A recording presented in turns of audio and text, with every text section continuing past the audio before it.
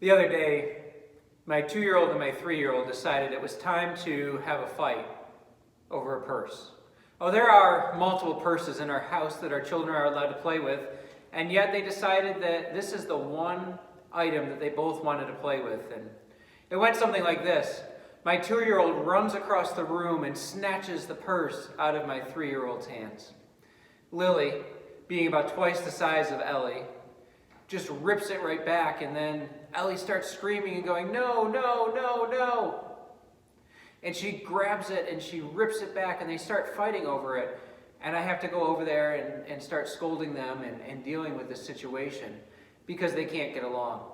There were multiple purses. There was no reason for them to fight over it, and yet they chose to. And this brought me to a thought. Isn't it great that we don't struggle with that same thing? That as we grow up, we find out that we don't have to have our desires always completely fulfilled, but we're allowed to just lay those down for the good of others. But as I think about that even further, I realize that's not really true, is it? How often do we fight to get our way, to get our desires, to get our preferences? And how often does that even sneak into the church?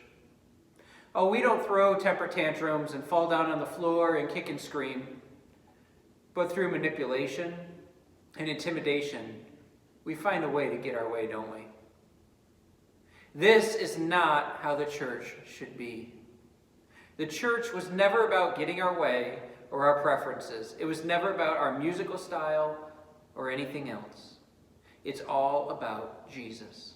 And Jesus put it this way: he who wants to be first has to be the servant of all.